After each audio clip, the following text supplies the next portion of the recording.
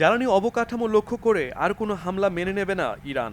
এরপরও তেহরানের জ্বালানি স্থাপনা লক্ষ্য করে ইসরায়েল বা যুক্তরাষ্ট্র হামলা চালালে তার পরিণতি হবে ভয়ঙ্কর। বৃহস্পতিবার ইরানের পররাষ্ট্রমন্ত্রী আব্বাস আরকচি এই হুঁশিয়ারি দিয়ে বলেন, ইরান তার সর্বোচ্চ সক্ষমতা দিয়ে কোনো হামলা চালায়নি, ভবিষ্যতে আর সংযম দেখানো হবে না বলে সতর্ক করেন তিনি।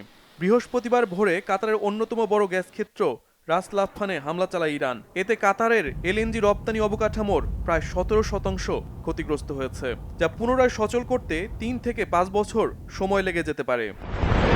ইসরায়েল ও মধ্যপ্রাচ্যে মার্কিন ঘাঁটি লক্ষ্য করে অব্যাহত আছে ইরানের মিসাইল ও ড্রোন হামলা। তেল আবিবে কয়েক দফায় ড্রোন হামলা চালায় তেহরান।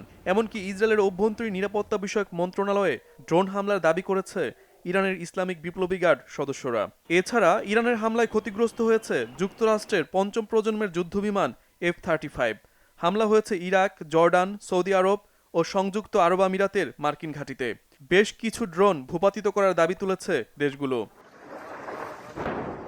ইরান ও লেবাননের বিভিন্ন শহরে হামলা জোরদার করেছে ইসরায়েল ও যুক্তরাষ্ট্র।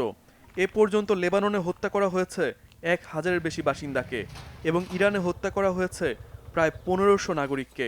খুব শিগগিরই ইরান যুদ্ধের ইতি টানছে না যুক্তরাষ্ট্র। যুদ্ধ আরও দীর্ঘায়িত করতে কংগ্রেসের কাছে $200 বিলিয়ন চেয়েছে ট্রাম্প প্রশাসন। যুদ্ধ শেষ হওয়ার কোনো নির্দিষ্ট সময়সীমা নেই বলে জানিয়েছেন মার্কিন প্রতিরক্ষা মন্ত্রী পিট হেগসেথ। শহীদ আরাফাত, বাংলাভিশন নিউজ ডেস্ক।